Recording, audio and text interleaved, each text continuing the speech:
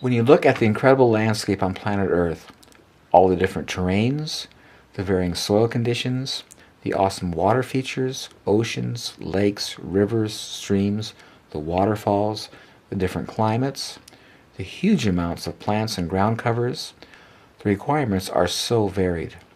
Can one fathom how big a project that was? When God designed the landscape project for planet Earth, He was so genius, He designed it in such a way He would never have to show up to work. It is completely self-sustained.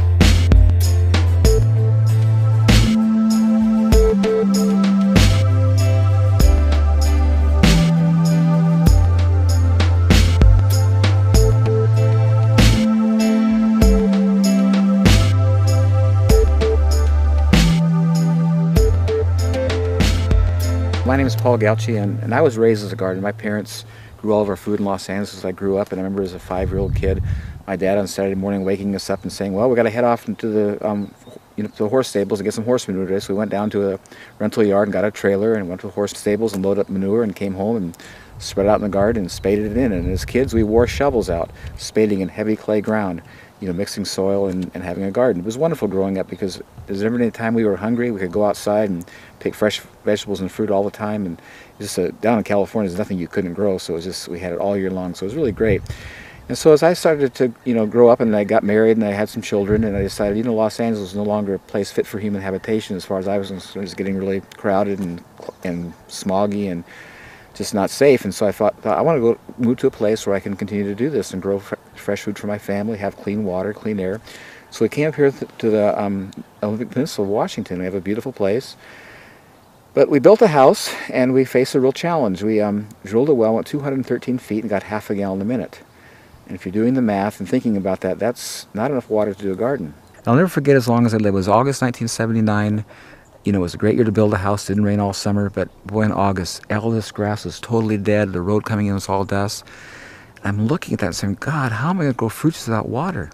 And it was so incredible. I hear inside, it says, well, you're looking at the wrong thing. Turn around and look at your trees. And I pushed enough out when I built the house that I knew they had shallow roots. And I says, God, you really have my attention. If you can show me how you do these without irrigation, I can do an orchard.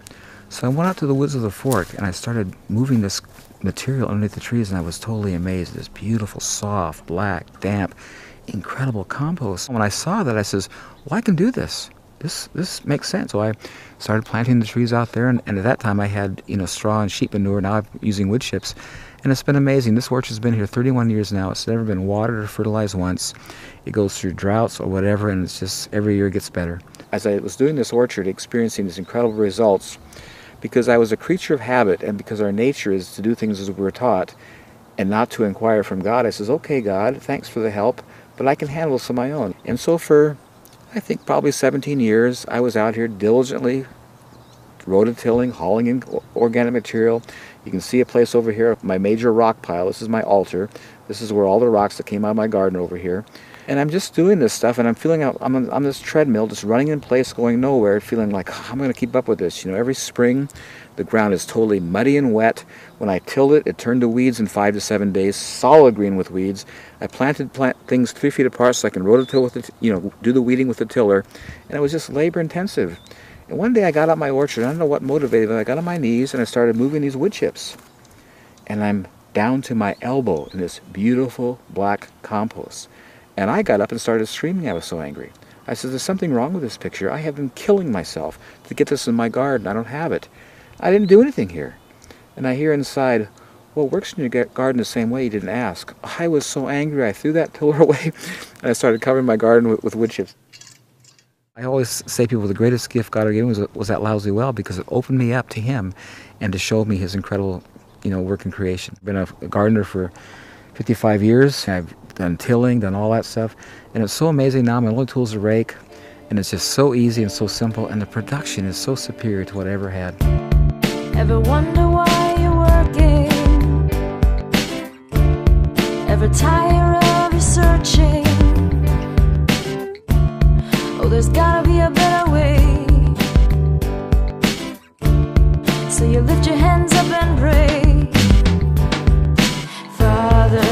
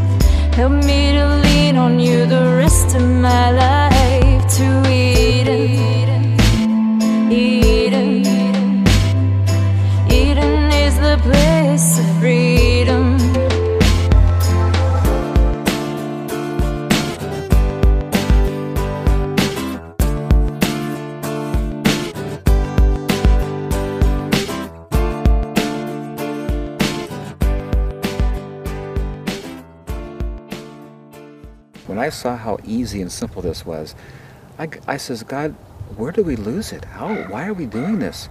And it was so interesting. It took me right back to Genesis in the beginning. And if you look at in the beginning, when Adam and Eve were in the garden, they had this beautiful, relaxing day in the garden. And every afternoon and evening, God would come down and walk with them through the garden. And I'm sure as he walked through the garden, he would just share with them things that they saw in the garden that day about himself. Did you notice this?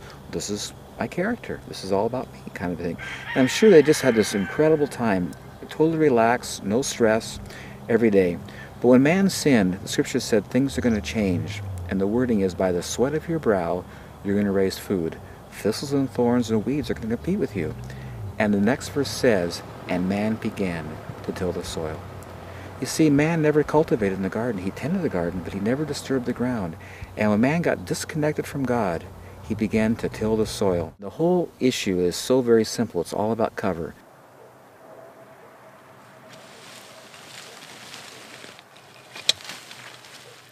Nowhere in nature where man has not been do you ever see exposed dirt. That only happens when man comes and takes the cover. Everywhere in nature where man has not been, it's either covered with needles and leaves or grasses, but the ground is covered. And the reason is because the ground is a living organism. And as all living organisms, such as ourselves, we have skin to protect us. The animals have fur. Fish have scales. Birds have feathers. And the soil is a living organism. And God has designed it and made it so it's always covered with something. And when you take the cover off, it becomes vulnerable and it gets lost. And this is the thing that amazes me about us as intelligent human beings, how we don't see it, because we've been experiencing it for thousands of years in a negative way. We're all around us, all through creation. Everything's just growing beautifully with no work. And we work hard to fail. When we came to the Midwest here 200 years ago, there was 8 to 12 feet of beautiful topsoil. I mean, gorgeous stuff. And if you've ever flown across the Midwest, you look down at the ground, it's almost scary. It's just parched, cracked, hard, totally desolate, almost looks like desert. There's 8 inches of topsoil today because it's all blown and washed away, and they're still cultivating. This is not working, and we're losing topsoil.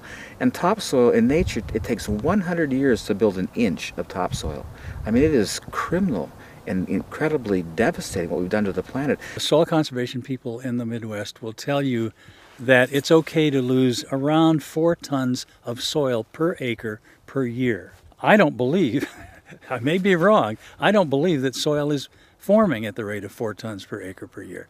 When the soil erodes, the organic matter erodes and all the nutrients that were in the soil erode, and that's just gone. It's just a resource that isn't there anymore. I found that if I try to help nature at any level, I mess it up.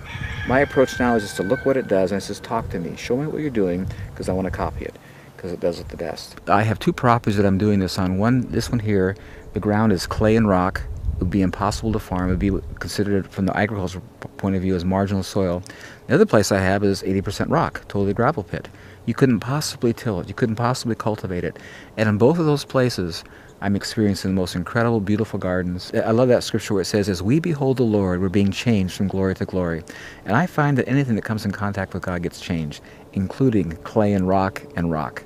It's just so awesome to take people and take them back and show them my incredible ground. You can't even break with a pick and walk on this stuff. It's totally buoyant. Everything's just growing great, you know. And I didn't do anything. I just put the cover down and God does it all. Whatever organic, natural thing you have at your disposal, it will work. And I've used everything from straw, grass clippings, leaves, animal manures, rocks. But having used them all, I come back to wood chips and I see where it's been for a while and what it's done.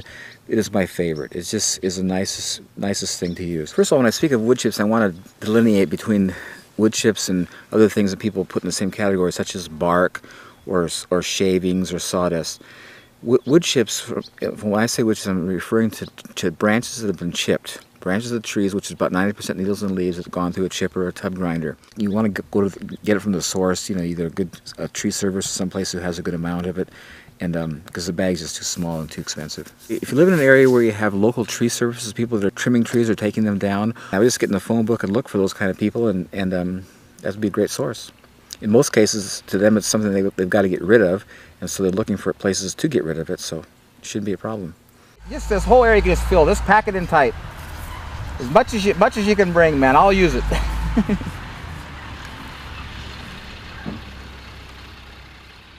In the local area here, we remove hazard trees and trimming and view removals and different things to enhance views, and so this is a byproduct of that operation. We've dumped chips here for Paul for a lot of years. And, 12? Okay, 12 years.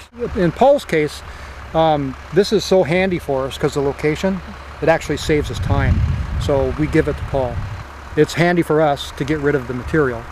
So it's getting more and more common for people to call us wanting chips. The thing about mulch is pretty much in every municipality there's mulch available, because someone's chopping a tree down, somebody's cutting a tree, somebody's shredding leaves. If we can try and get things that are as close as possible to us, maybe it's your neighbor that's chipping up a tree next door, then that's the best product for you. I'm an arborist. I prune trees for a living, and for me it's an art form, and I'm so thankful to be able to do it because it's a gift that I have, and it's just something that's just so pleasing and so pleasurable. You know, it's interesting that the scripture talks about pruning. There in John 15, Jesus is saying that I am the vine and you are the branches. My Father is the husbandman. He's the one who maintains and cares for it all. And it goes on to say that he prunes the trees for what purpose? So they'll bear more fruit.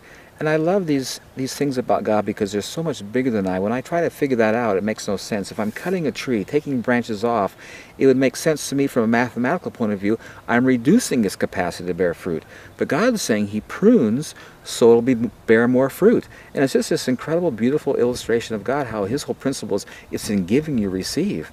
And so with the tree, when you're taking stuff out of it and it's giving of itself, that process develops it and strengthens it and encourages it to produce more fruit. And in my experience, I totally see it. People will come to my orchard here, you know, this time of year, and you can't even walk through it, and they'll come after I prune it in January, and they says, "What happened to your trees? They're naked. I mean, what'd you do to them?" I says, "Well, come back in September. They'll be all touching, you know." And I'm just basically, you know, making room for them to fill in, you know, and they just produce so heavily every year, and it's amazing how much comes out. But they come right back and produce tremendously. And I'm finding, I always tell people, if you want a tree to grow, the most stimulating thing you can do to it is cut it. Cutting it will way surpass fertilizing, watering, anything else. Nothing compares to the effect of pruning.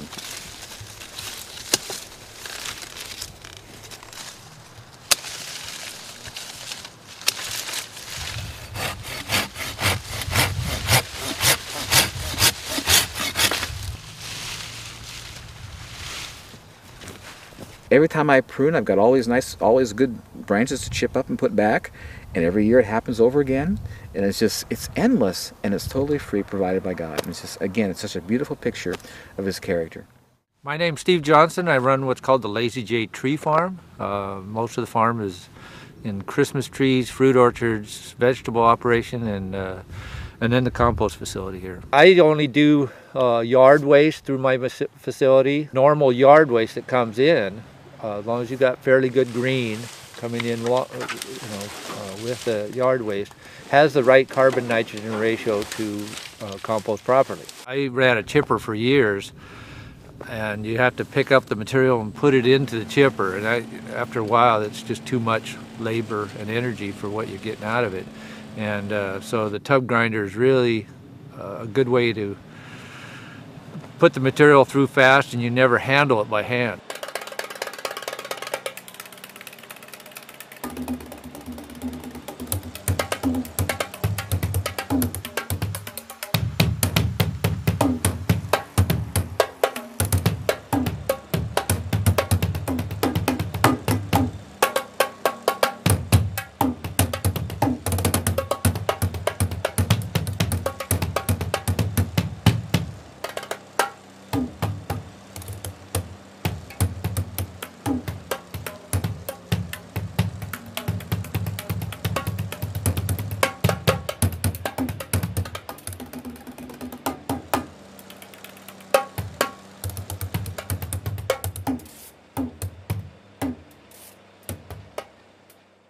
It takes a lot. It takes a lot of material to farm with it.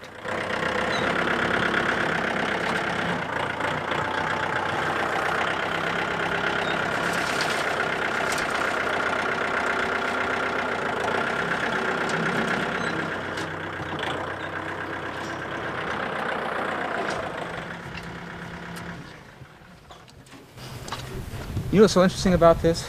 Track with me. I came across this revelation the other day. These wood chips, when the wind blows, don't move. No, they stay there. And they're lighter than dirt. Exactly. You track with that. That's bigger than me. And I love it. It's nature. It's so awesome how the creator designed this. I mean, there's no tilling, there's no digging, there's no... This is it. This is the only tool I need. Man, it is awesome. My roses love it. Everything loves it.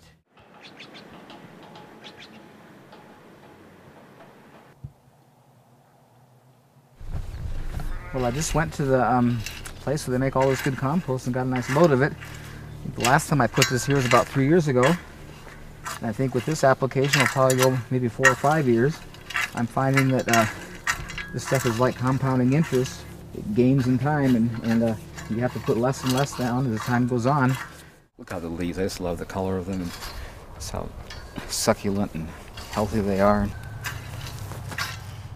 There it is. There's 2 words I want you to think about when you come here. Sustainable permaculture.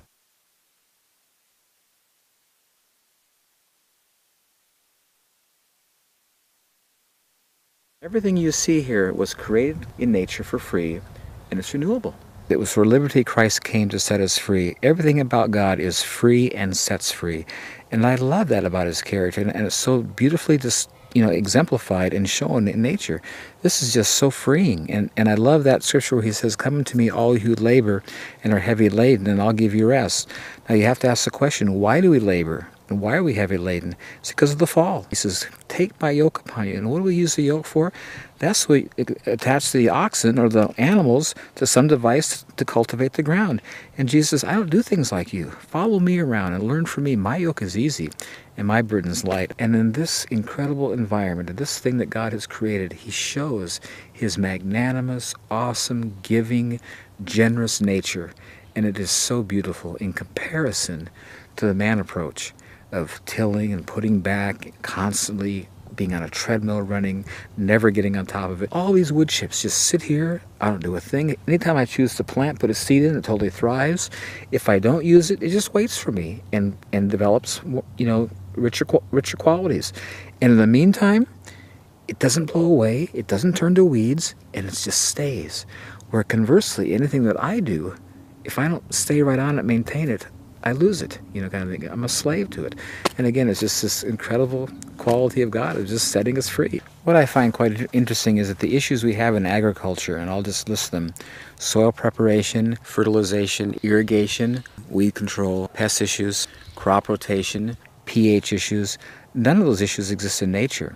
And what I'm finding at my place, none of them exist here either. And I feel just so thankful to be set free from that.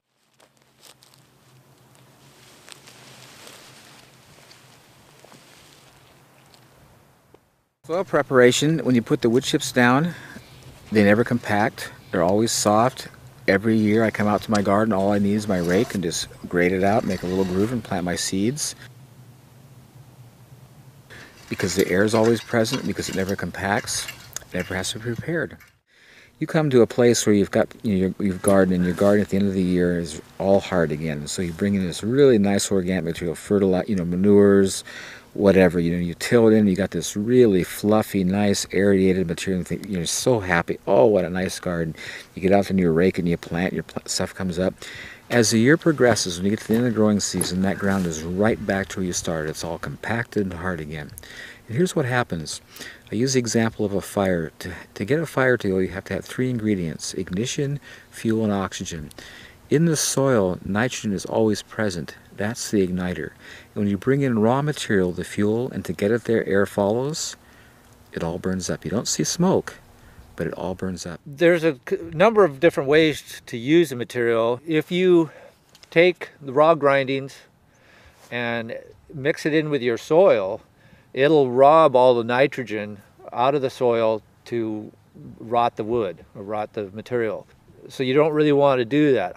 So I tilled in these beautiful potato chip wood-colored orange wood chips into my garden last spring, and I wasn't too successful. My soil test says that I'm way down in nitrogen. Because I tilled those wood chips in, I tied up all the nitrogen in my soil. But now I know you never till this stuff. You just add to it.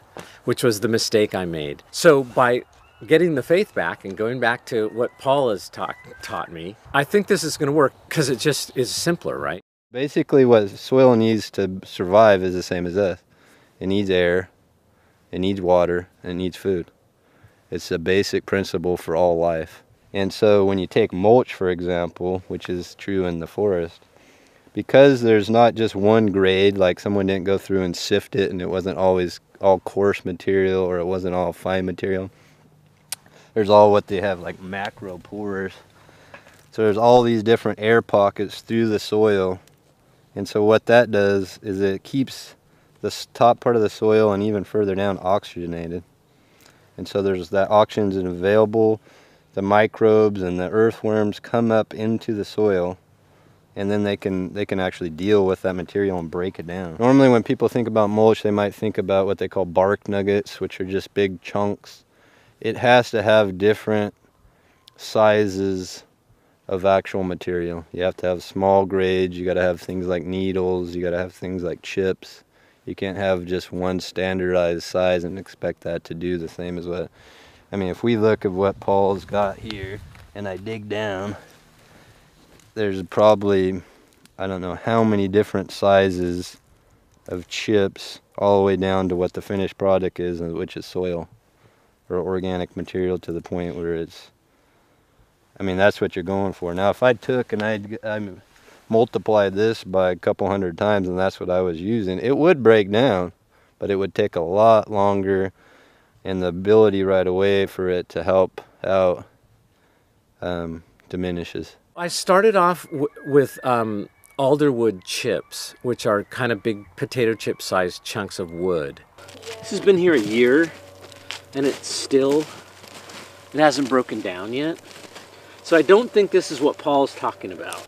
It would have taken too long to break down. And the other main thing that they're finding with a lot of different trees, grasses, plants, vegetables, compaction levels. A true healthy soil is not compacted, and when it does get compacted, it loses the oxygen, like those macropores we were talking about, and you get an area where it becomes what they call anaerobic, which means the oxygen level is too low for the microorganisms to live. We're dealing, as I said earlier, with compaction here on our farm, and certainly we're growing root crops to help alleviate that problem. What we're also doing is adding wood chips on top, knowing that they're going to break down slowly over time, create fines, and also work into this compacted soil. So it's kind of like a passive tilling almost that's occurring, which is a really exciting prospect to think that we don't need the heavy machinery or, you know, the heavy disturbance. We can just keep adding and it'll work itself out. I have used the raw grindings, and there's a number of people that do this, is just keep it on the surface. You're basically sheet composting, and it's more of a mulch than an additive to your soil. I have a tendency to compost between 10 months and a year. The compost itself, once it's composted, and then it's a screen material, you can use that several different ways. You can plant straight in it, which is, there's a lot of people who do that, or you can just leave it on the surface as a mulch. Compost does a lot of wonderful things besides just nutrient benefits in your soil, worms and beneficial fungus that's in there. You'll just see the plants just love it.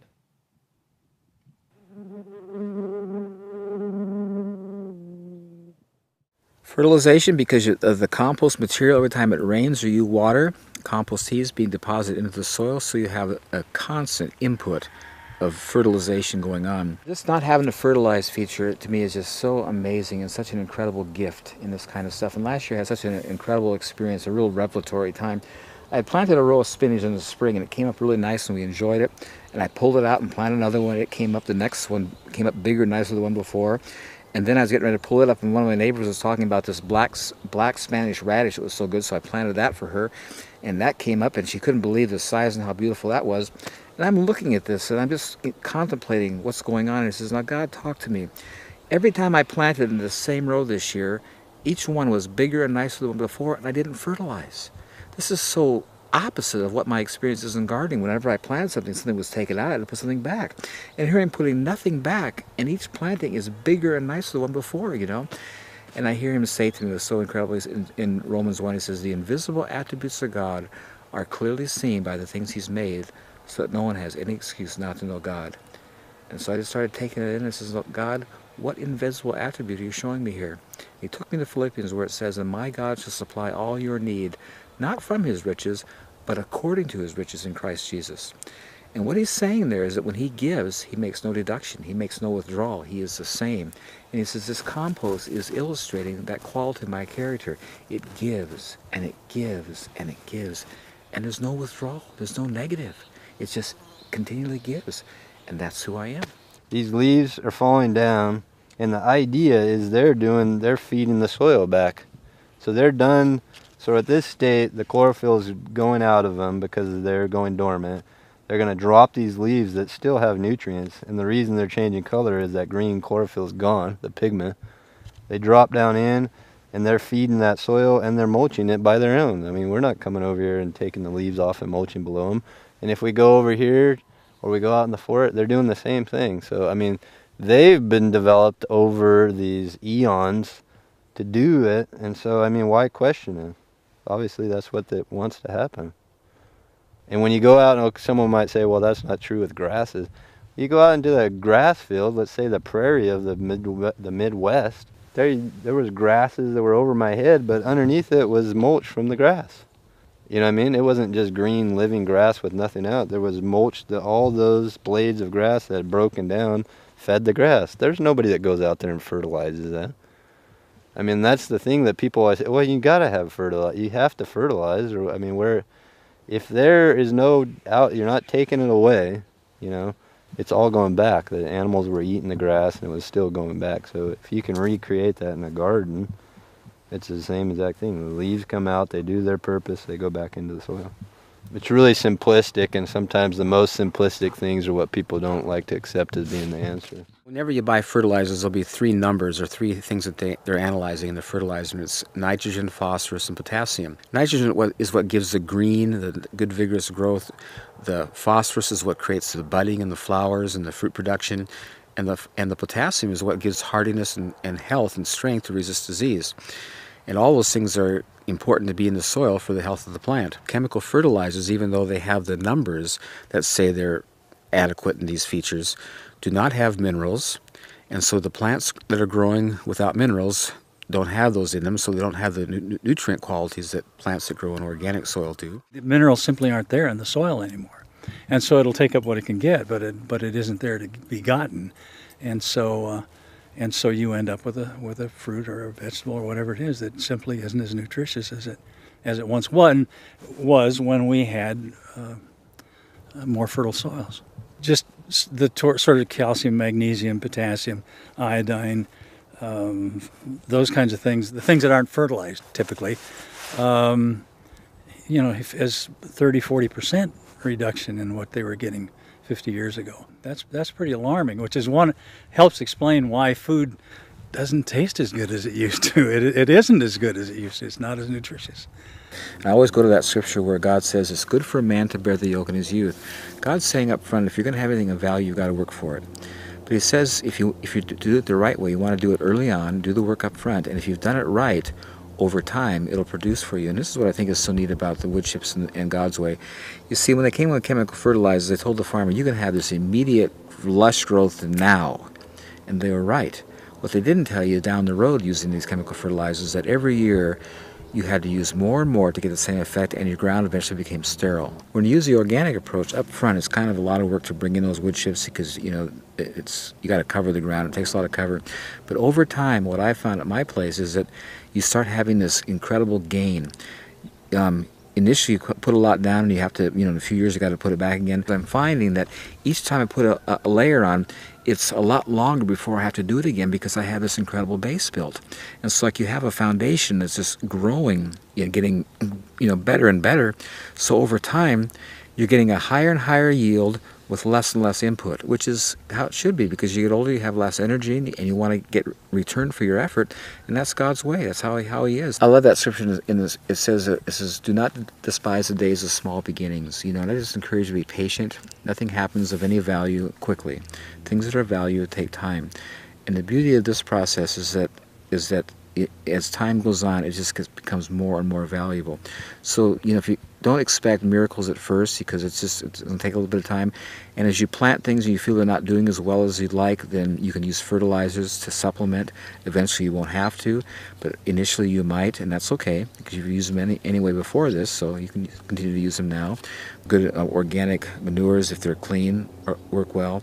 But as it goes, you'll find that you won't need to use those fertilizers, and you really have an investment that cannot be compared to what the rest of people are doing in dirt.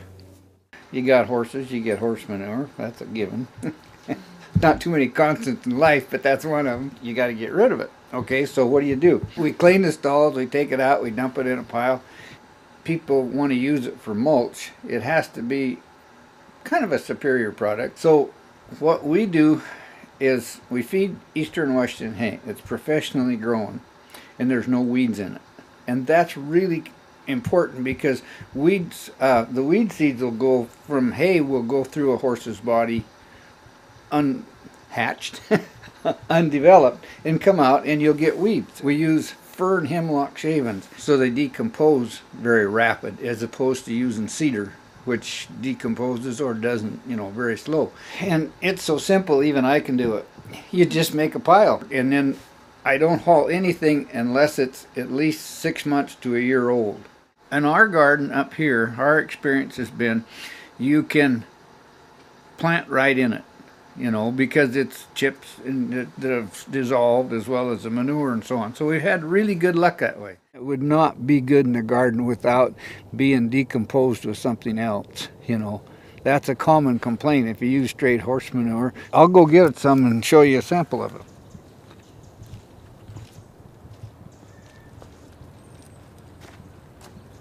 You can see how there's no manure in there.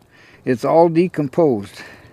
And this is gradually decomposing also the same way. And as you use it, you'll notice that each year the soil gets better, you know. Especially if you, like Paul was saying, where you put down a ground up wood chips type thing and then cover with it. It makes a sustainable program. It's a recyclable thing, and then of course the vegetables or the flowers or whatever you have grow. They die for winter. You put more on. It's a circle type thing. Yeah, and it makes you feel kind of good, because ecologically it's pretty darn sound, you know. Our culture is so wasteful, and so most people think, well, get rid of this wood chip stuff, get rid of it. You cut stuff in your yard and stuff. One of the things that you probably know about Paul now is that any waste out of his garden goes over into the chicken coop or into the chicken pen.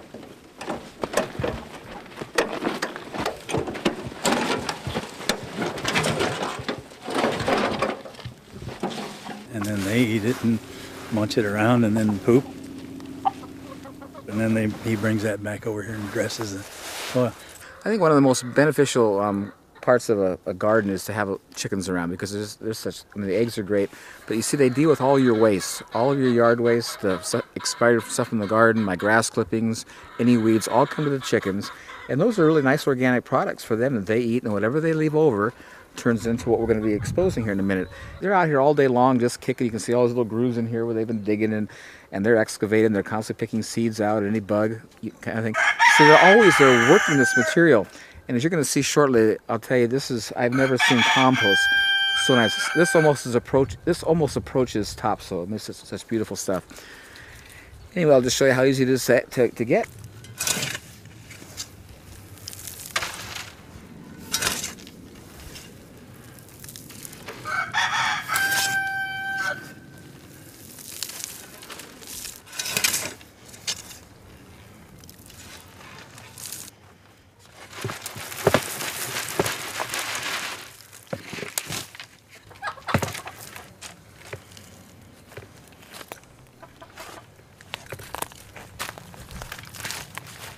You can just See what beautiful stuff this is. I mean, look at this stuff. It just won't compact. I mean, this is the ultimate topsoil. And it's all just good compost from my yard waste. I always say that my chickens are my soil manufacturing plant. The eggs are just a bonus.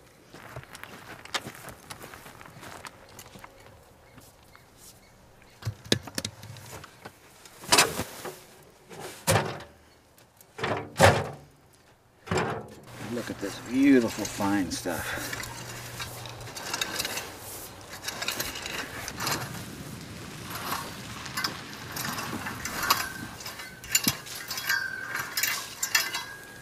There it is, pretty quick. Somewhere down there there's a soil, and that's good, you know, presumably the soil has been protected, and in the meantime it's been breaking down and getting a little bit richer with time. But this mulch that is on top is basically organic matter. And that's one of the things that we're losing out of our soils around the United States is organic matter. Organic matter is wonderful. It holds the moisture up there. It's like a sponge. It just holds it there and it just sits there. The plant can stick a little root hair in the water and it sucks it. It's just like a straw about this big around, you know, it just comes up real easy. And plus being in contact with that organic matter, it's got plenty of minerals, plenty of nutrients, lots of nitrogen and all that sort of thing. It's quite interesting. People always ask me, well, wonder what your soil's like if they tested it. I says, well, I've never tested it. I've already seen where I came from. It's getting so much better that I've just been really happy with my results. But I think this is really neat. They did a soil testing and we were actually able to see that all this stuff, I mean, the soil completely is over the top as far as, you know, nitrogen, phosphorus, and potassium, which is what the plants have always indicated. But it's just nice to see that scientifically this, you know, meets the criteria. It's what it looks like. Every year in the same place I get a higher and better yield because the compost is being deposited into the soil via rain and water as a compost tea, and it's just like the soil is the bank, and it's a real descriptive of like compounding interest. Just gets better and better and better, and the beauty is I do nothing. Irrigation, well, the rain does great, as it does everything out there. Nature does everything with rain, and so it is here. Now in the summertime when I'm planting seeds out in my garden because it's dry on top, I'll water initially to get them up. But once they're up, I stop watering. When you go to plant and you pull them aside, if they're not wet, you want to water because seeds have to have damp ground to sprout in.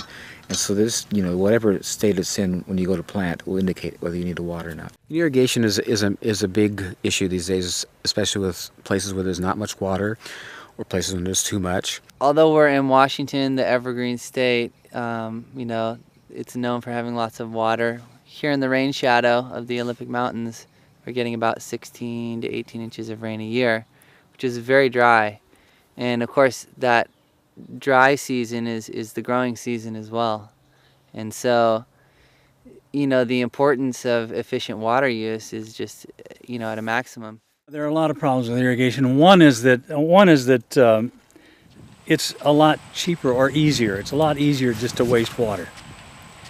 Spray the water through the air or dump too much water on the ground and it'll infiltrate and it'll sort of disappear, and so you're not bothered by it.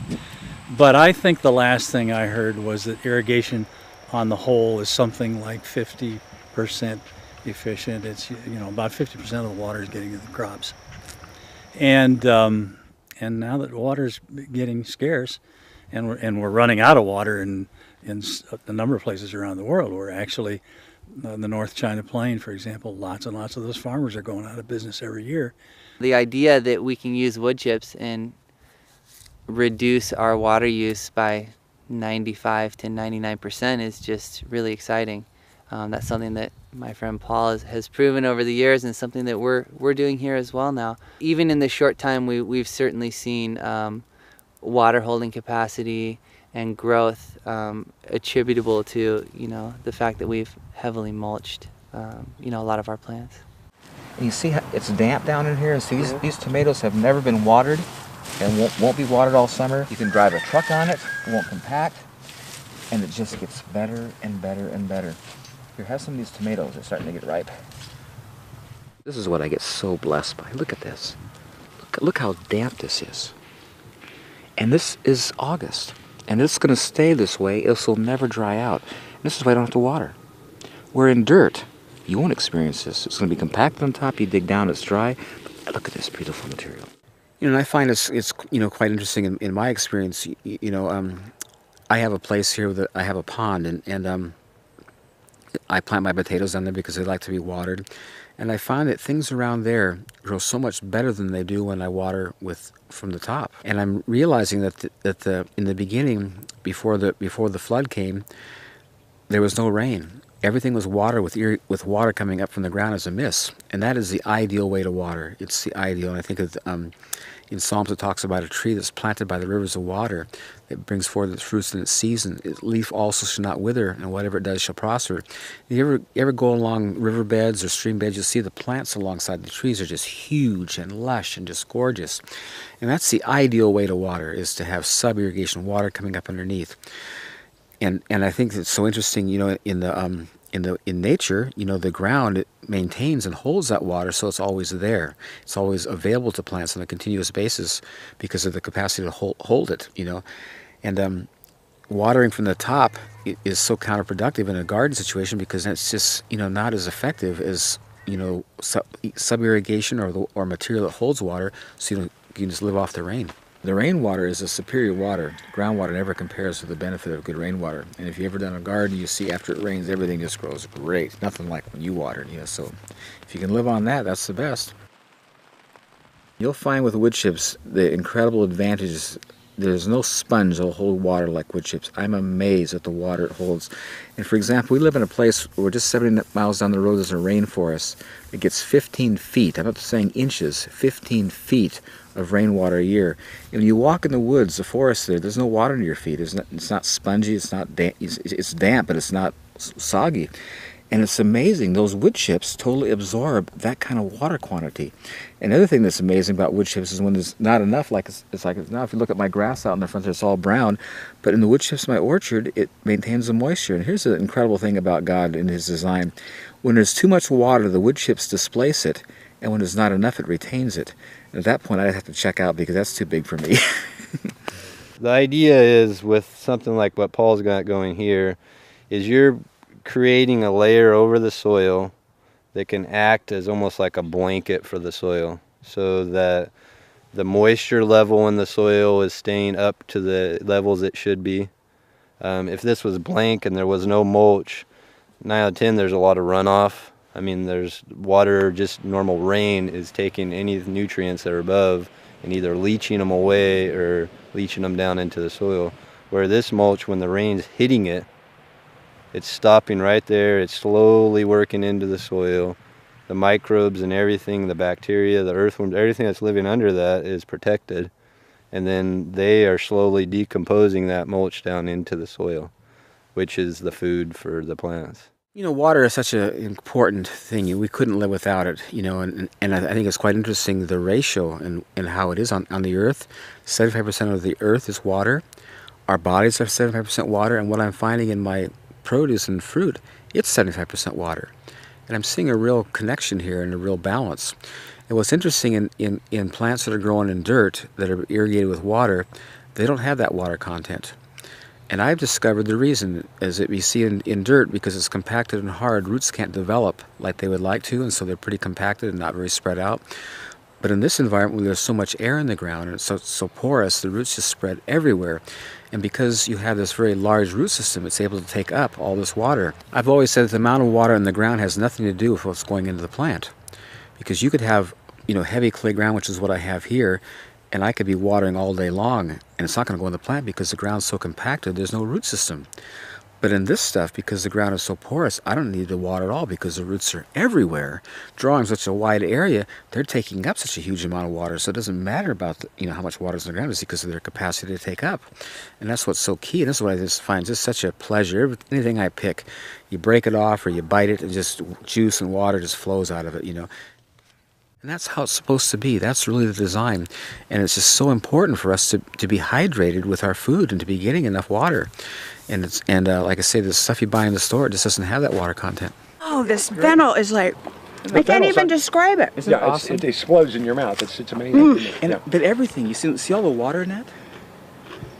It's all about roots. You know, you got to water 2 or 3 times a week, depending on what the temperature is, what your soil is, and sometimes more if you have sandy soil. And Paul never waters.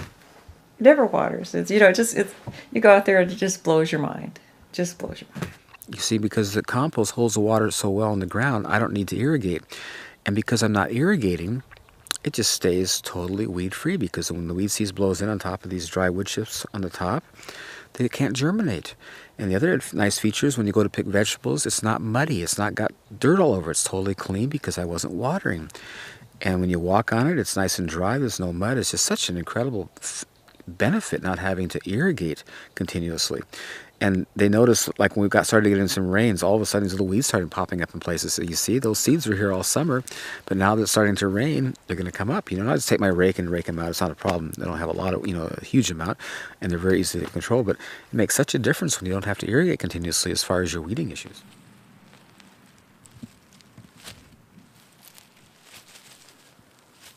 Weeds? Well, I have weeds. Weeds always happen, but because the ground is so soft and nice, I can just take my rake and just drag the rake through, and it uproots all the weeds. Or if I have to pull them, they pull out really easy. And it's kind of fun pulling here because it's just, I enjoy seeing the great root systems and just how nice everything does. So, and it's great. I call them salad green for my chickens because they just love it. You know, it's just good organic greens. So weeds aren't a problem. Where in other soils, when it's got compacted, you got to really work to get those roots out. This stuff, they just come right out, so it's much, much easier. Weeds, I didn't say the weeds come up really good too. If you have weeds, they just... It's easy to weed. Easy to weed, Easy to pull the weeds in this, once you have a lot of this material. It's super easy to pull these things out. It makes your weeding a whole lot easier than what you're used to. But yeah, I mean, look at all those roots too. I'm used to things just breaking right off. It's amazing. Revolutionize weeding your garden. Isn't that great?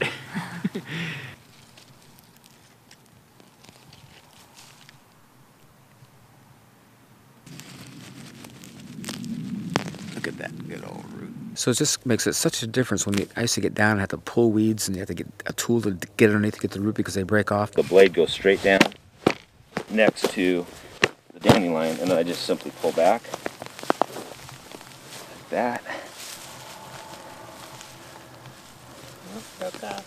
No, I got pretty much all of it. When I used to till this, it was just solid weeds. Blows my mind because it's just like this was the same space. So the same wind, the same seeds are blowing across here, but because of the cover, I don't have the issue. This is one of the reasons why organic food is so expensive, because of the incredible labor-intensive weeding operation. They have to, you know, get down and pull all those weeds because they can't use herbicides. This is a beet bed, and highly intensive labor to weed it, just to pick out the weeds and thin them, because there are weeds out here. We take about 4 hours per bed. A 3-foot by 30-foot carrot or beet bed take about approximately 4 hours to weed. I was for years in God's face trying to figure out what weeds are all about. I says, how come I have weeds here? I've done my best to get under your, how come they're here? And he came back so fast it almost scared me. He says, they're not your weeds, they blew in for your neighbors. They're cultivating, and they're creating weeds, and the seed blew into your place. And you'll always have that as long as they do this kind of a thing, you know. And I love that scripture where how it says that all of nature groans and travails waiting for the manifestation of the sons of God. You see, they know we're disconnected, and they're groaning and travailing, trying to save the earth because we're just totally disrupting it and losing it all. And I think the answer is so beautifully described there in 1 John 3, where it says, "Beloved, now we are sons of God, but it does not appear we shall be. But we know that when he appears, we shall be like him, for we shall see him as he is. And everyone who has this hope in himself purifies himself as he is pure." I think that's so key, because nature is waiting for that day when we'll be all like Jesus. We'll get reconnected with God and be taking care of the earth as he intended us to.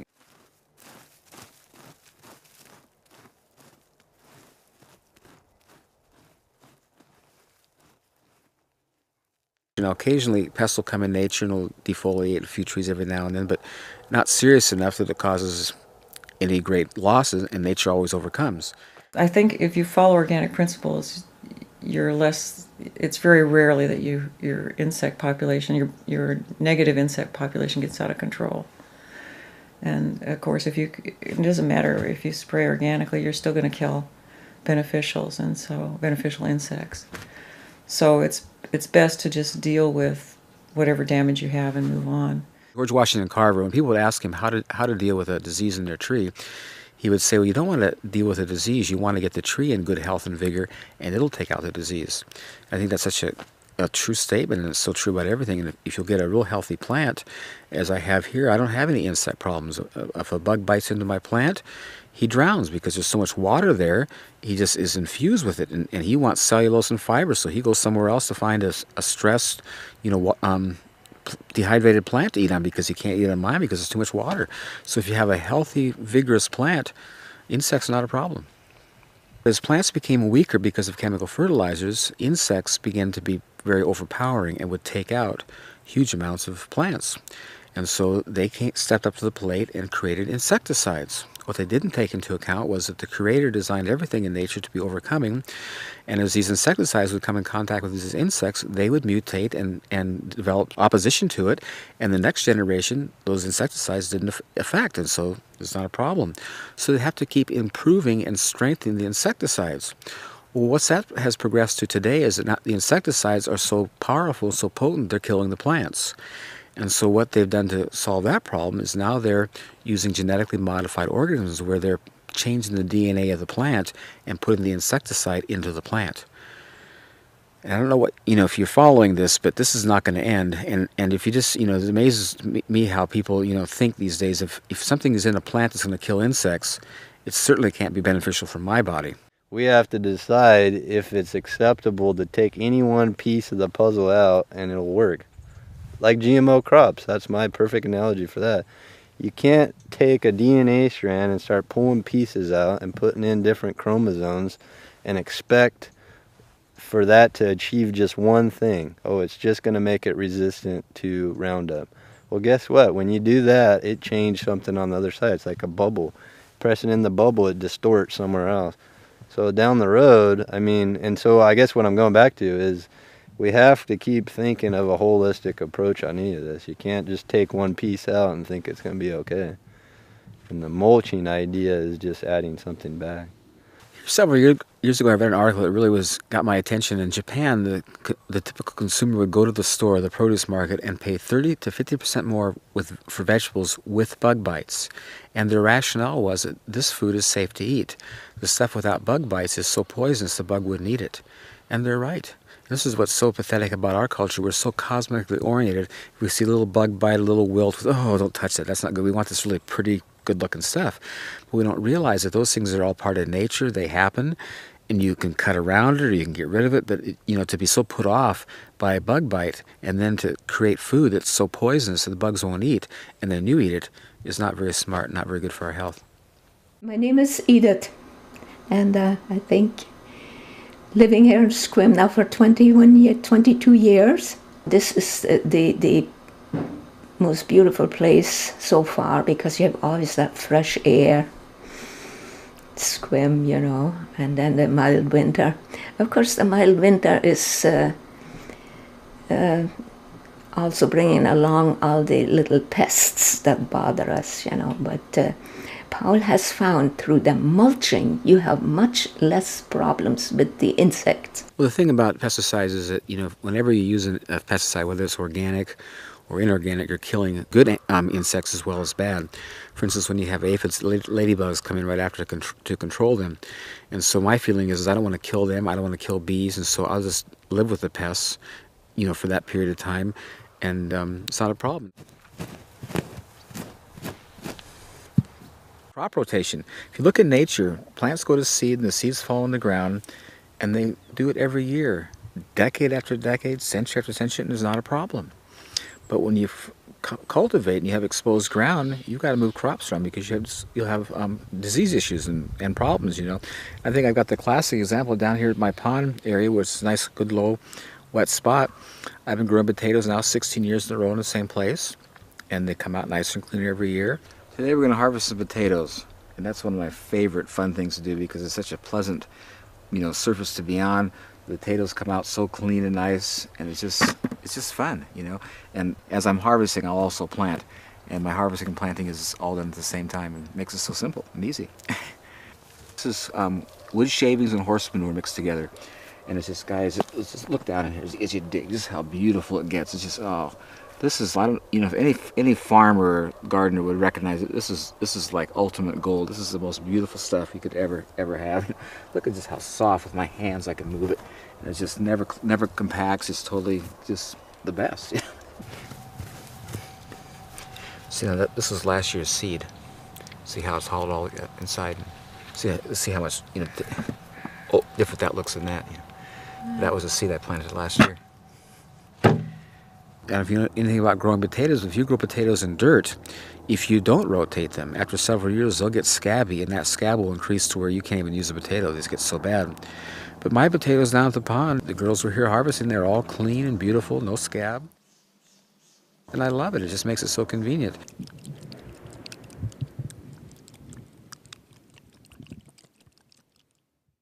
pH issues. You know, I have over here in my herb garden, I've got blueberries, which everyone knows is a very acid-loving plant. But right next to it, I can grow Swiss chard or cucumbers or anything else that's alkaline, and it does well too. So here I see again all those things that we work so hard to correct: soil preparation, fertilization, irrigation, weed control, pest issues, crop rotation, pH issues. In nature, it's just all beautifully done by itself. And so I just enjoy having the convenience, and it just makes it so much easier. Well, the reason people don't grow their own food, because if it's done traditionally, it's just a lot of hard work. I mean, you become a slave. I always tell people, when you do a garden, if you don't stay on top of it, it turns to weeds and you lose it. It's something that requires all your undivided attention, so it's very labor intensive. And people don't have the time or the energy or the desire to be so tied into something, because it's just such a big... Where this is just so opposite. You know, it makes it so simple. This is why I so want to get this out, because in the past it's been so hard and so counterproductive and negative, where this is just so awesome.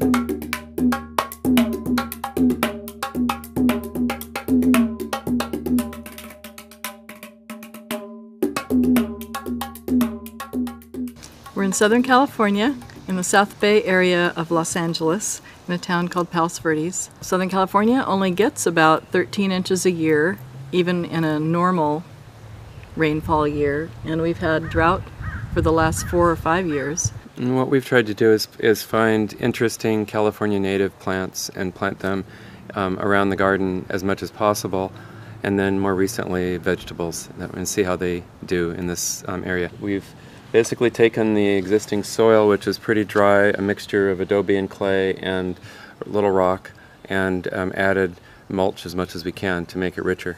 Certainly we hope that plants will grow more healthily and more readily with less water, and so that's kind of an experiment. This is actually soil that we've worked a little bit, but has lots of hard particles and doesn't work very well for plant roots. So definitely getting it more moist and adding some compost on a regular basis is important. In Southern California, it doesn't get terrifically cold in the winter, but it can get quite hot in the summer, and it's definitely a way to hold in the humidity and to keep the soil from drying out so much during the hot months. Well, just recently we learned about a source of covering through the Los Angeles Sanitation Department. They are taking the green recycled clippings and yard waste and those kinds of things, and grinding it up and making it available at I think 6 or 7 different sites around the LA basin at different times during the week, and just come and pick it up. So we've done that a couple of times now, and getting big barrels full of free mulch is great.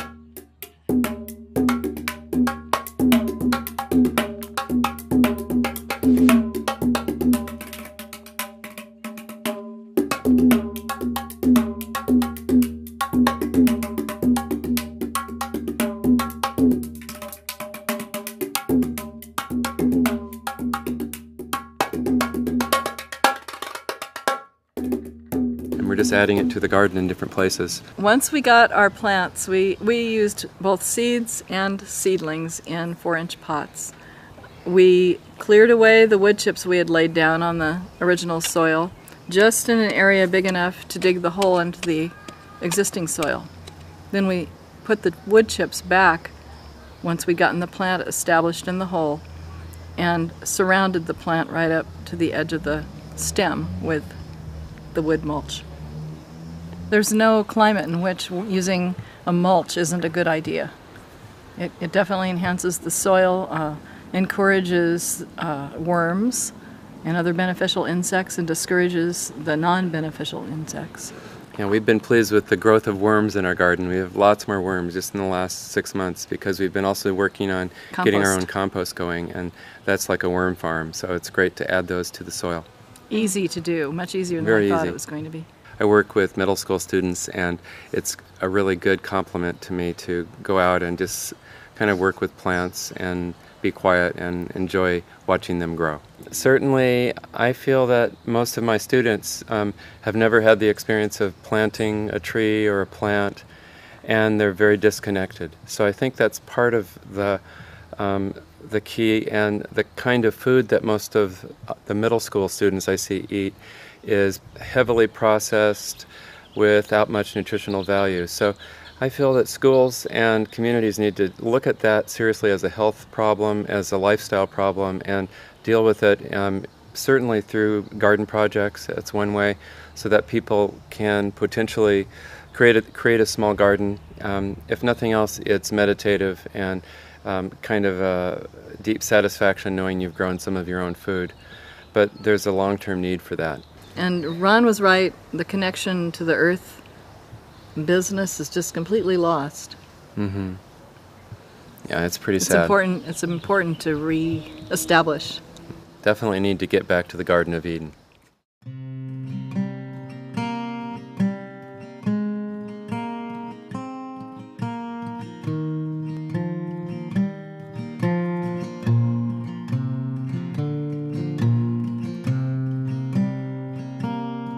Hi, I'm Diane McComber.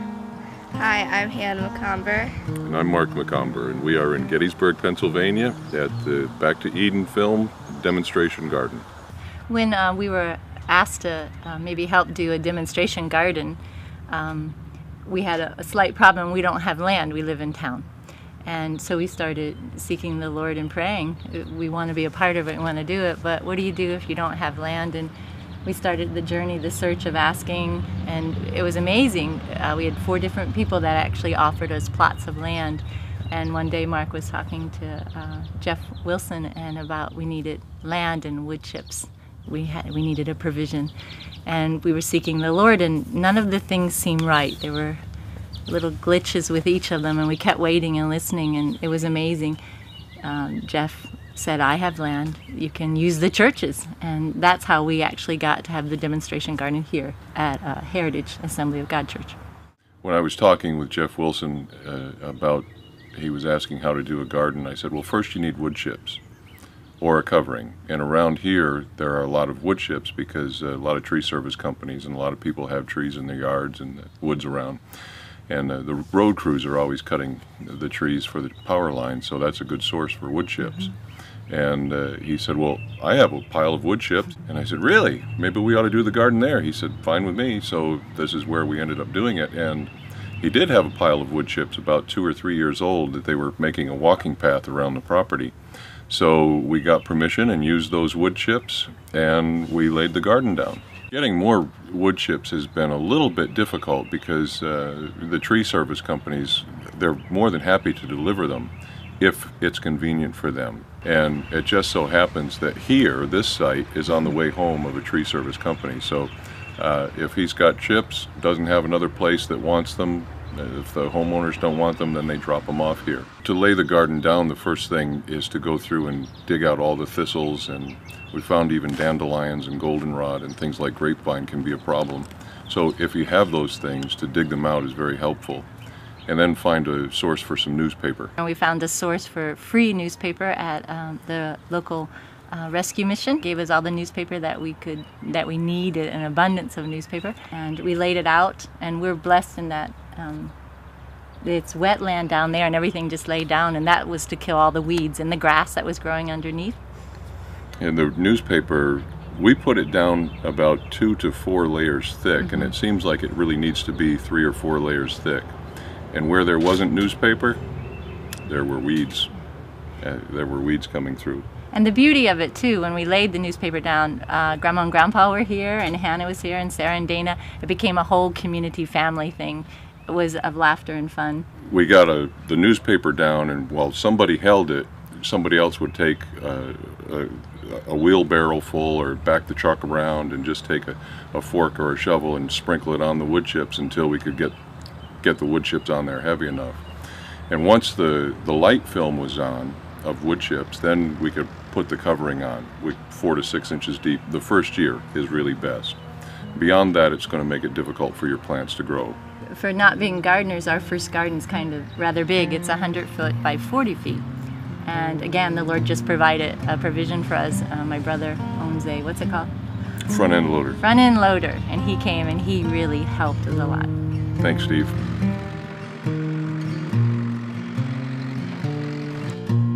Work the soil with your hand.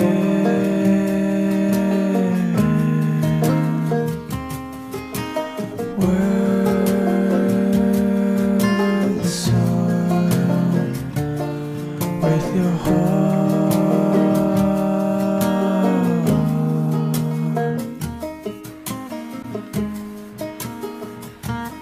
And when Steve started to dig into them with a front end loader, then the steam just rose. It was like a cool morning with the steam coming off a meadow or lake, and it was really nice. It was beautiful. Shift my eyes to the sky, where I know my hope will be found. Thank you. The soil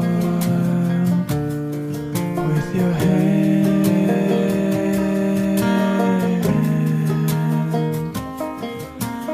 Work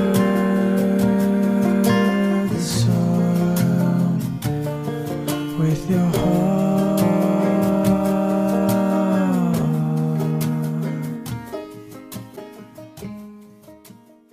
We were really blessed again because all of our seeds were donated to us from Washington State, and that was an amazing gift. In October, a box came from Washington. Paul had given some potatoes for seed, and Justin had given us a bag full, 4 types, I think, of garlic, and we immediately, in the fall, planted the potatoes and the garlic. Typically it would freeze at the Yes. depth that it was planted, but the wood chips kept it warmer, it kept it insulated. Almost every single one of them came up. So yeah, it worked. When we were planting the garden and while things were germinating and coming up, it was so exciting to see these plants come up, because it's like we are going to have a garden full. We're going to have a produce department full of harvest. Yes. Yeah, we're going to give vegetables all over the community. And as time went on, it was a little bit discouraging because things came up and then they stopped growing. And I didn't know why. So that's when I put the fertilizer on.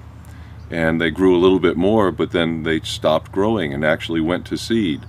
And the reason for that was because we were growing in the wood chips instead of in the soil underneath. And we can tell in the places in our garden where the plants, the roots actually got into the soil versus stayed in the wood chips. Because where they got into the soil, the plants did remarkably better. It didn't take very long before we realized we needed to do some fertilizing. One of the organic materials that's the best for nitrogen and for fertilization with wood chips is dried blood. And so we put a couple of 17-pound bags on at different times. And that did remarkable things for the plants. The dried blood worked better than anything for organic nitrogen fertilizer.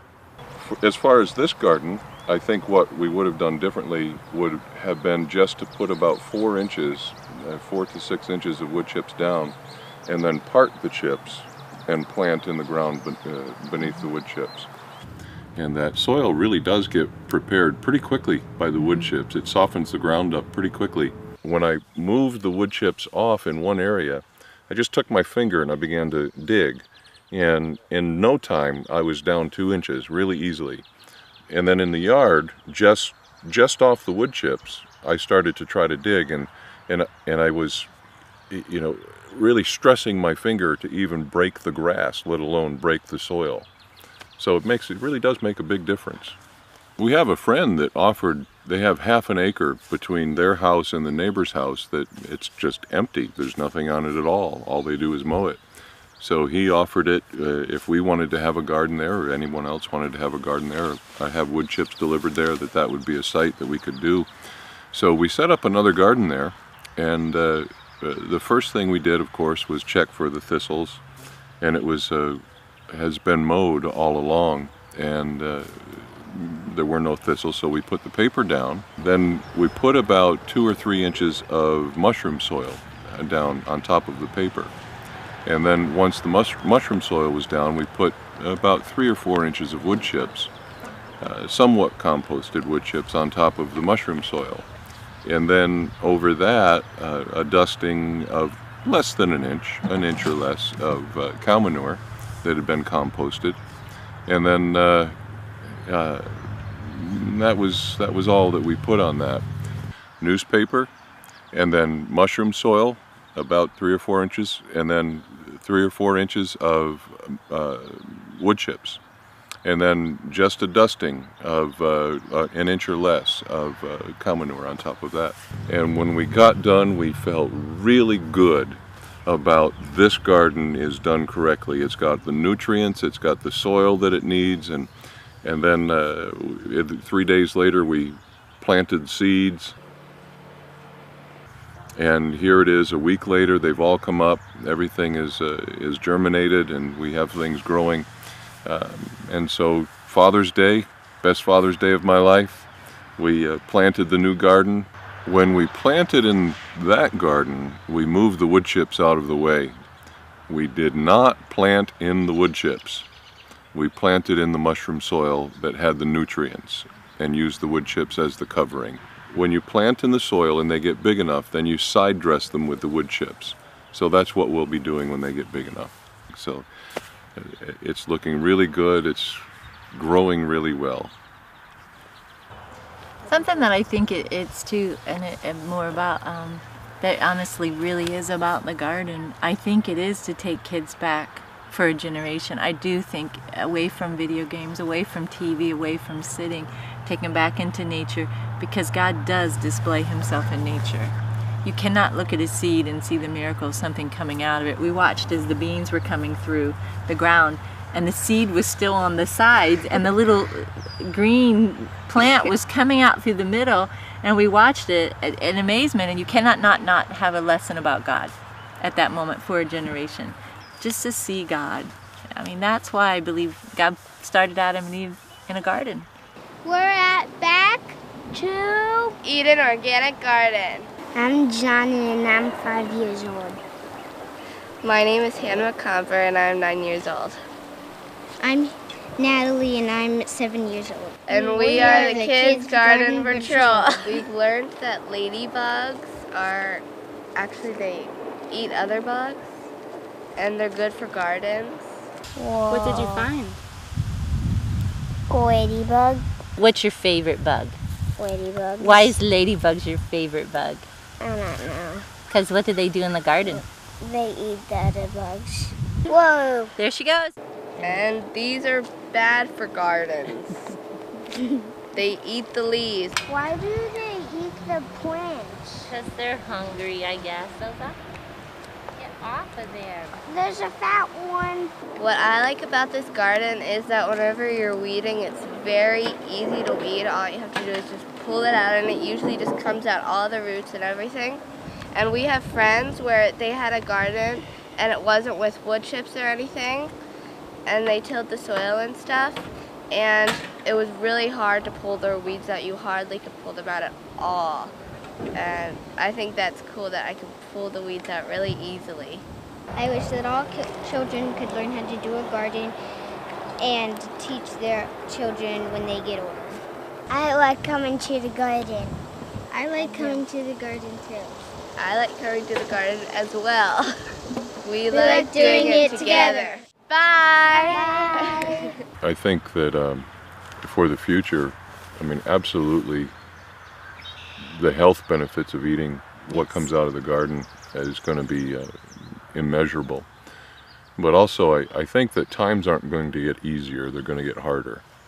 And I really feel like the Lord has released this now worldwide wood chip gardening in order to be able to provide for people that don't have the ability to do traditional gardening.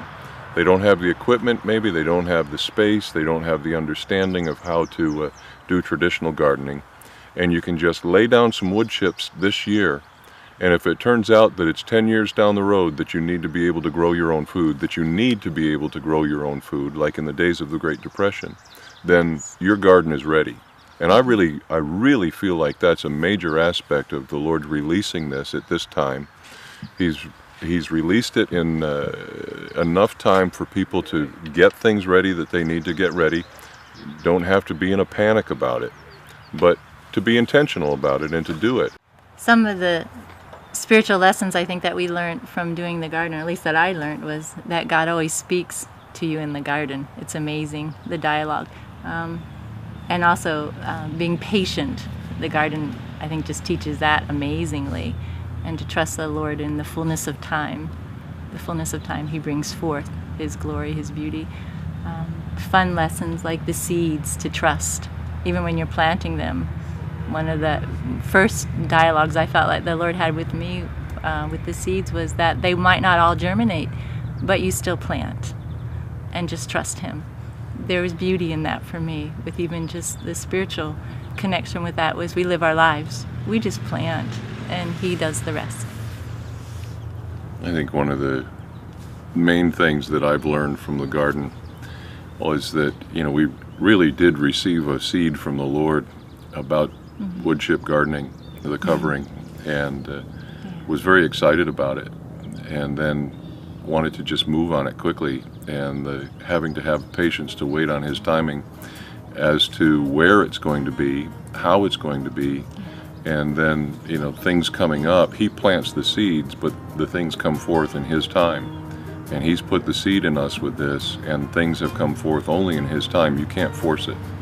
And every time have tried to make something happen, like getting wood chips or getting a vehicle or equipment to move the wood chips, it's just, you have to wait on the Lord, because it's His time, and He made such an emphasis over that it became so clear that if you're working too hard, you know you've stepped out of His rest. So just let Him do it. He puts the seed, it'll come forth.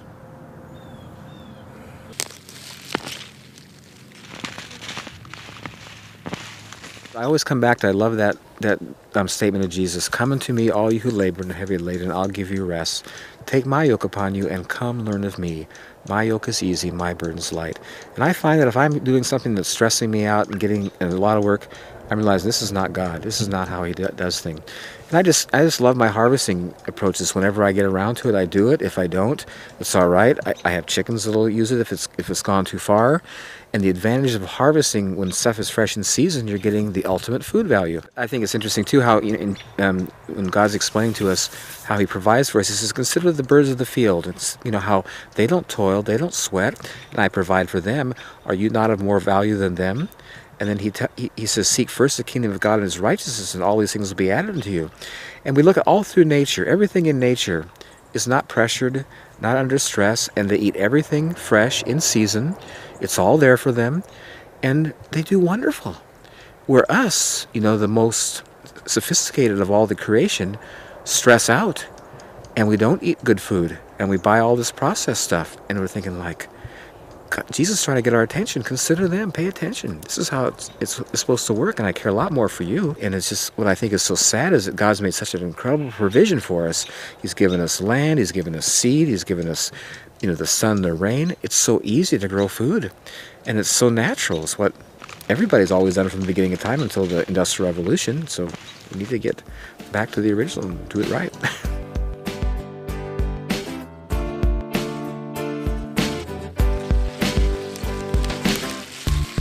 Ever wonder what's this longing whispering at your heart for the thing that you were meant for, but you don't know where to start? Father, can you hear me?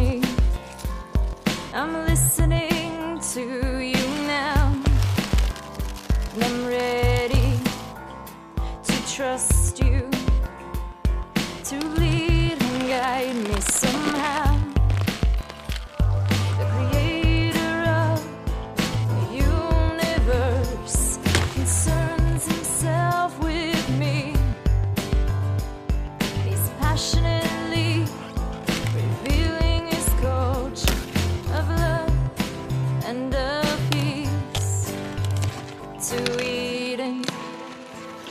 Eden, Eden is the place of freedom. To Eden, Eden, Eden is the place of freedom. Yeah, your yoke is easy and your burden is light. Help me to lean on you the rest of my life. To Eden, Eden, Eden is the place of freedom. Apples, the enzymes that cause them to ripen don't happen until 7 to 10 days before they get ripe.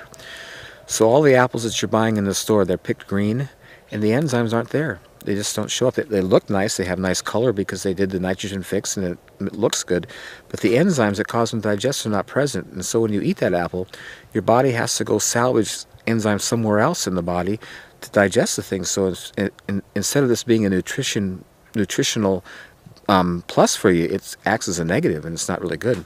When the apple falls off the tree, it's usually pretty ripe. This is what I love about this arrangement. The trees are pretty low to the ground, and the ground is soft. When they fall, they don't bruise.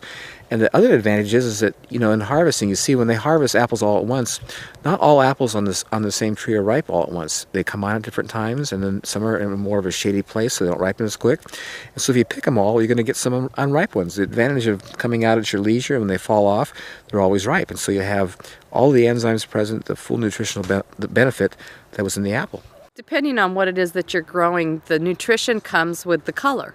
And that's why, you know, it's always been, you know, known to eat a variety of colors and have a rainbow diet and all those kinds of things, is because there's different nutrients that are more prevalent with all those different colors. But the color doesn't ever come until it's right before it's ready to be picked. Unfortunately, you know, the society and the culture that we live in, they are picking those things much before that nutrition is there, which is why I believe that a lot of the taste is not there. The sweetness and or you know, whatever that particular plant is prolific in. And I think that's really a big reason why people are not, you know, big fans of eating vegetables in particular, is because of the taste. I always say that plants that grow fast are sweet and tender. Things that grow slow are tough and bitter. When I used to grow stuff out here, they grow slow, they were tough and bitter. Now I plant stuff, man, it's up in a week, you know, and just 3 weeks it's just totally huge and beautiful. It's just amazing the difference. Well, you know, I'm not I haven't been formally educated and I don't have a nutritional background, but I do have taste buds. And I notice other people do too. When they come to my place, I just love to have them sample my food. And the response of everybody is, that is so sweet. It's just, and see, listen, everything that God created, I believe, is sweet. Very sweet. It was very sweet. They're so sweet. And tastes so good. This is good. Mm-hmm. I was a pork jerk in Live Oak Park. Mm. That's good. And see if you, They smell good. These blueberries are really, really good. Mm. And my gut feeling, intuitively, is that the nutritional value of food is relative to its flavor. If it tastes good, it is good. If it doesn't taste good, it's not good. And I come back to this good God that we serve. God is a good God, and He gave all of us a sweet tooth. We desire sweet. It's just innate.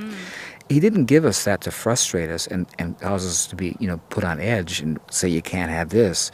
He gave it to us to satisfy and bless us because He's good. And I'm finding that in my garden, everything is sweet. It is all sweet. And it's so pleasing and satisfying. And I think I'm just beginning. I'm just basically on the edge, just approaching how God made food to taste. And it's just so wonderful. And I just tell you from experience, when you eat this, I eat this stuff all the time. I just out here grazing all day long. You have this sense of just overall feeling good. You have energy. You're not stuffed. You're not bloated. You don't get tired. I'm thinking like, this is how we're supposed to live. This is just right. And it's a result of eating this live food, fresh in season. And so I can't, you know, come from a scientific place to analyze why this is better than store-bought, but I'm just telling you from how I feel and the flavor and the comments of everybody else's according to the flavor that I know this is way over the top. Everything I've been eating is just delicious. It's amazing. It's packed with flavor. It just feels like it's the best food. It's so great. Sweet, juicy, delicious. This is the advantage of not watering. Amazing. This fennel. Isn't it delicious? Isn't that amazing? How sweet it is? I mean, if you could get that in a Well, what I candy- have in my yard isn't like that. No, because look what it's growing in. My And this dumb is my finger. point. It's minerals that give flavor to food. And all of our soils today are so deficient because of chemical fertilizers, because of erosion, Yeah. that minerals aren't present. But this stuff is just totally rich. Well, this is the answer. In everything, man. It's like over the top awesome. What I find interesting too is back in the 60s when they would analyze potatoes, for example, they had large amounts of vitamin A, vitamin D, all kinds of things that aren't in potatoes today. And it's because the soil back then had minerals, micronutrients, things that God created, which aren't in soils today because they're just fed chemicals. And the organic material is not going back in, and so the soil is deplete from all these wonderful things, and so the food is. And we wonder today, you know, why we have all these autoimmune diseases and things that weren't even here 50 years ago. It's not because our bodies forgot how to heal. It's because our food is not good. We're not getting proper nutrition. And basically today, people are taking supplements because they're malnutrition. They're not getting it in their food. And God created all this food for our bodies. I love Genesis, the first chapter, and I love the way it starts. And God said, fruits, vegetables, seeds, and nuts. This is what I made for your food. It is so good to have these vegetables and the fruit, especially the figs, that make you feel, you don't need a medicine or anything. You just feed yourself with good stuff. And like, it has even a better flavor. You know, when I have tasted Paul's vegetables, and like so many people, it has a sweeter flavor because it's not under stress. It grows with constant moisture, yeah. And this is the beautiful thing about it, you know, you not only help to make, again, a layer of fertile soil for the future generations. They have good soil there, it's not depleted. But you have also a vegetable that will nourish you. And it is published, you know, many places when you read the depleted soil isn't as good, so add your little vitamins in tablets. Forget it. If you can do this here, this mulching with the whole tree that's, you know, chipped up, that's the only way to go. Yeah. In some rational future, people are going to wake up and say, this is not only a good way to eat, but it's a healthy way to live. And ultimately, when you start thinking about quality of life, if your kids are healthy and you got plenty to eat and you're leading a healthy lifestyle, man, the rest is just gravy, whatever else you do. So yeah, I think this has a significant potential to be a big part of the human future. A lot of people mistake this place as a farm, and it's not a farm. This is a home where my family lives, where I raised my family, and I did this intentionally to have a place where they'd have a wonderful place to live, where we could grow all of our own food. And I've purposely, just because of how God's given me this really wonderful revelation of how to grow things, and His whole economy is in giving and receive. I've just never been in any position where I wanted to sell anything. I just have no desire to, and I just have such pleasure in sharing and giving with people because I have such an abundance. There's plenty for all of us, kind of thing. And it's just fun for me to watch people just randomly come to my place, pick things and walk off, and you can't even tell they were here. And it's just such a wonderful feeling, you know. I just love it so much like God because it's just His nature to give, you know. And if we just get connected with Him and start doing things His way, we have an abundance. He provides us with all we need, and we have excess to give away and to bless other people. And it's just a great way to live. I love it. I heard about this garden today from my friend Marcia Brees and her brother Mitch. So we took a notion to come up here, and it's been an incredible revelation. The gardening techniques are a revelation. As the owner was saying, they're so simple, so straightforward, so profound that many people overlook them. Gardening with compost, not using any water, and this is the result, is just a revelation to me. Do you think that you would ever try this at home? immediately, in about 3 hours. Every herb and vegetable that he's grown in this garden is so flavorful, so pungent, so powerfully flavorful that I haven't tasted anything like it in a very long time, certainly not in the supermarket. And you don't see it this big in the store. This is not elephant garlic, this is Italian red. Thank you. And I want you to notice when you use it just how moist and nice it is. Oh, yeah. It's totally awesome. Oh, it's, yeah, thank you, thank you. You know where I grew that? No.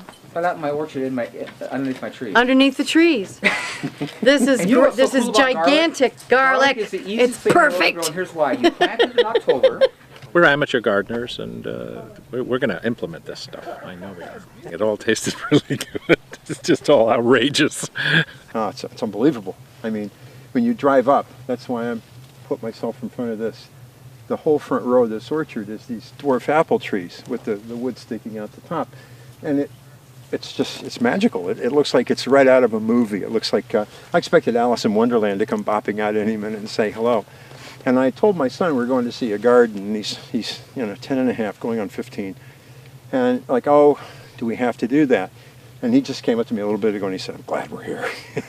Even he thinks it's cool. If it passes the test with him, it's okay. I've had, let's see, I've had a carrot, and I've had some cilantro, and probably the most shocking thing was the anise. It's literally sweet at the end of the stem. The stem's good, which normally would be very tight, and at the end it's like eating a piece of candy. It's sweet. It's amazing. So he's turned me into a believer. When I was studying sustainability, I was looking at what is it that would make a human ecosystem really sustainable. And Paul has another, besides his farming techniques, Paul has another quality that really is ultimately the ultimate sustainable value. And that is he has a big heart, and he's generous, and he's helpful, and he's helping his neighbors out, and anybody that comes in here, help yourself. And that's the sort of attitude, if you really want a sustainable human culture, that's the kind of attitude that we really ought to be spreading. If the human species is ever going to be sustainable, it's going to be because of people like Paul. Not necessarily because of how he farms, but because of his heart. Paul is an incredible individual. I mean, the things that he has been through and what he does and his knowledge about the garden is just absolutely incredible. And he's sent me quite a few people that have used our products, and he not only that, he's very honest. You know, I mean, when he talks to people, it's from his heart. It really is, and that's one thing I've always admired about him. Mm-hmm. I just think he's incredibly giving in his knowledge, and I love the way that he presents it. You know, I tend to be a very low-key teacher, instructor, whatever it is I am with the community garden, and I kind of feel like I go, rah, rah, rah, rah, you know, and don't have the volume and the enthusiasm behind what I say that Paul does. And he's just such a gift to all of us who meet him. He truly is, because of that enthusiasm. It's just wonderful. I would say Paul's evangelical in both definitions of the word, in terms of his religion and in terms of his expressiveness about what he believes, both of those things. He's an evangelist, a garden evangelist. God is so there for us. He so wants relationship. I always thought God put man in the garden for his health's sake, you know, get fresh food because it's close kind of thing. But it's way more than that. It's about relationship. And when you're out in creation, if you're just semi-paying attention, you're hearing and seeing God. I love, you know, Psalm 19, the heavens declare the glory of God, and the earth shows his handiwork. Day into day utters speech, and night and night showeth knowledge, and there is no speech or language that that voice is not heard. And I love it. When I'm outside here, I just am amazed at the things God shows me. And the thing that I discovered about God is that he's a lot like us. If you look in Genesis 1, or in the beginning when he created us, he said, let us make man in our own image after our own likeness. And many of you who are artists, you know how natural it is for you to want to share your art with people, because you're just really, you know that it's good and you're proud of it and you want to show it to people. Well, God is the ultimate artist. He's the master artist. And he's very proud of his artwork, and he likes to talk about it.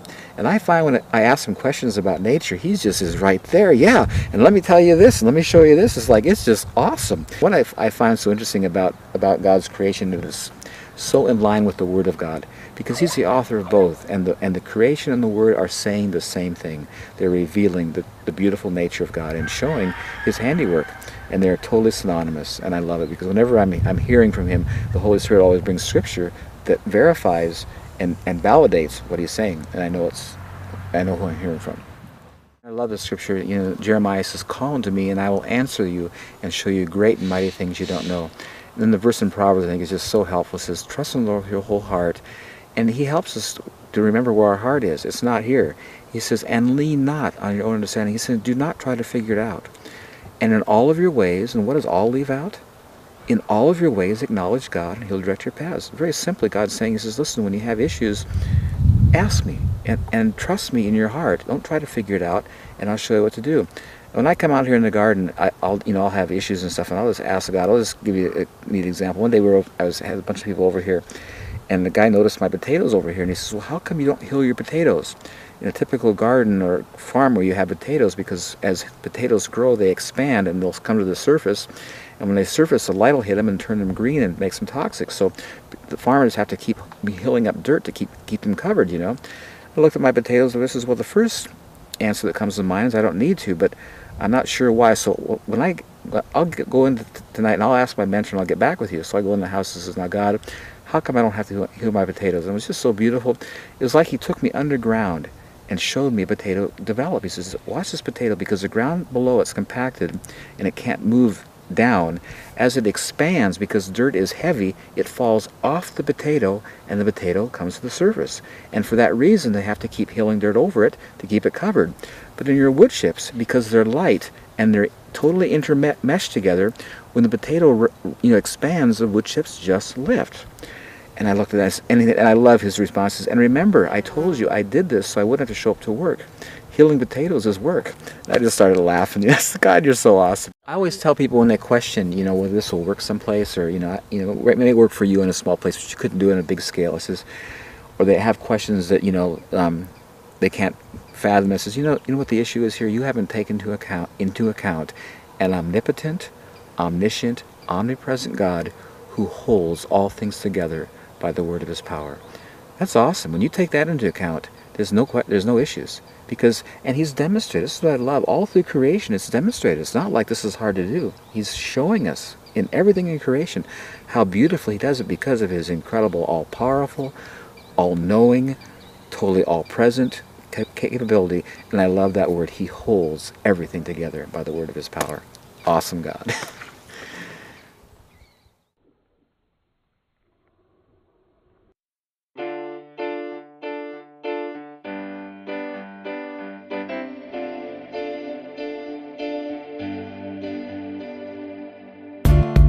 Ever wonder why you're working?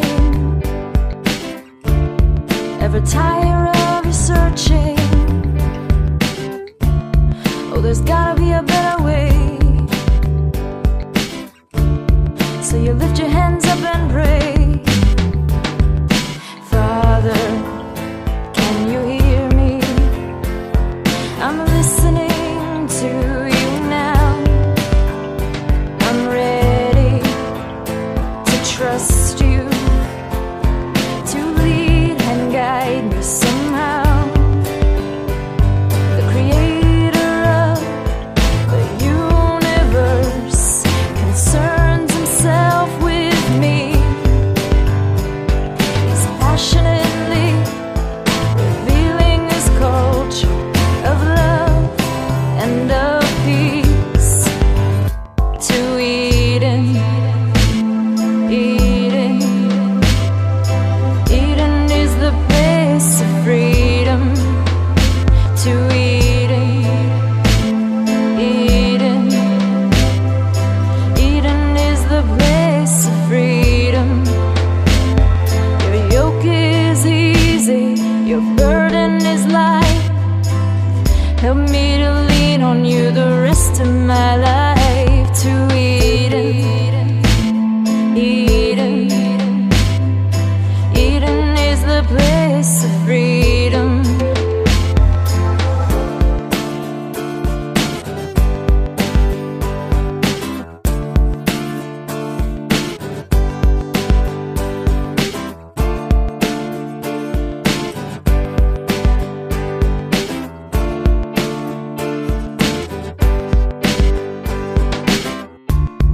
Ever wonder what's this longing whispering at your heart for the thing that you were meant for, but you don't know where to start? Father, can you hear me? I'm listening to you now, and I'm ready to trust you, to lead and guide me somehow. The creator of the universe concerns himself with me. He's passionately revealing his culture of love and of peace to Eden. Eden, Eden is the place of freedom. To Eden, Eden, Eden is the place of freedom. Yeah, your yoke is easy and your burden is light. Help me to lean on you the rest of my life. To Eden, Eden.